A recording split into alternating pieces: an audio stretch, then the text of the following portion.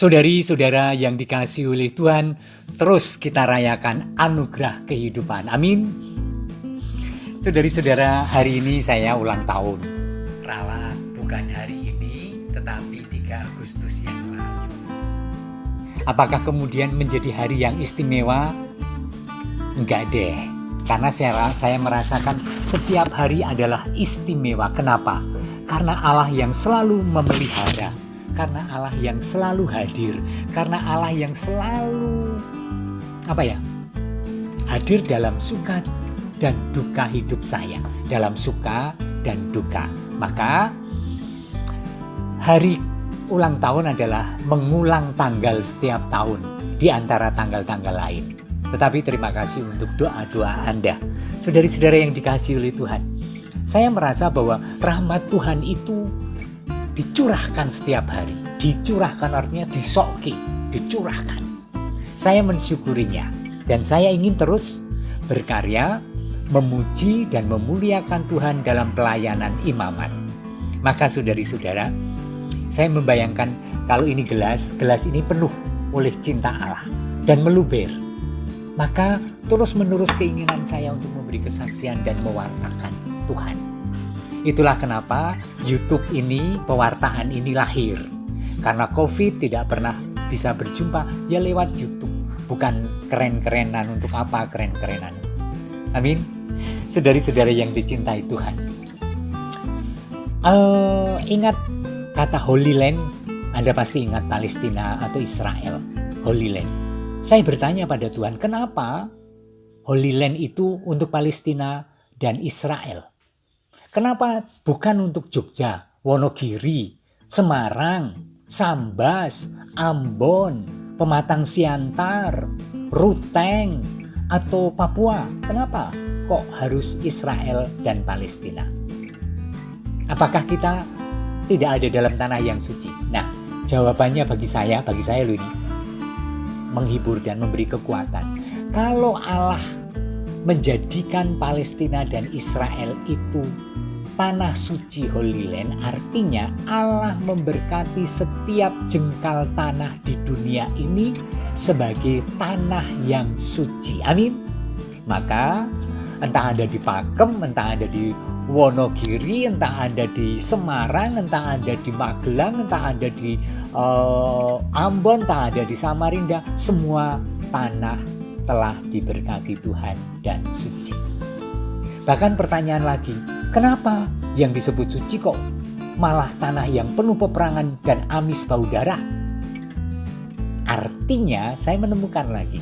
Artinya bahkan dalam keterbatasan dan ketiadaan dan kerapuhan dan dosa kita, Allah menyucikan kita. Opora dahsyat. Luar biasa. Maka ayo kita rayakan hidup terus-menerus. Ada kebaktian atau ibadah penyembuhan. Dan kemudian di antara ribuan yang datang, kemudian ada 1-2 yang berdiri disembuhkan. Pertanyaannya, apakah Tuhan hanya peduli pada 2 orang, 3 orang, 4 orang, 5 orang yang disembuhkan? Dan bagaimana dengan yang ribuan lain yang memohon kesembuhan dan pemulihan?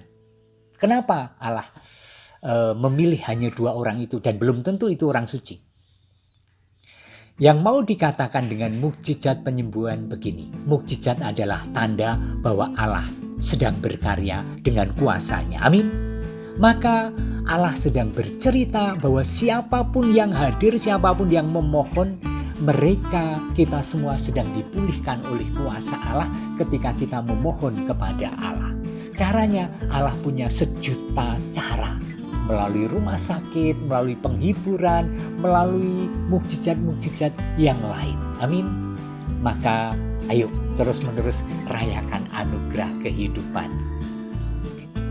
Selalu baru dan tak pernah terlambat pertolonganmu. Besar setiamu di sepanjang hidupku. Allah selalu setia. Saudara-saudara, Kalau hari ulang tahun adalah sama istimewanya dengan hari-hari lain, rasaku setiap hari perlu dirayakan.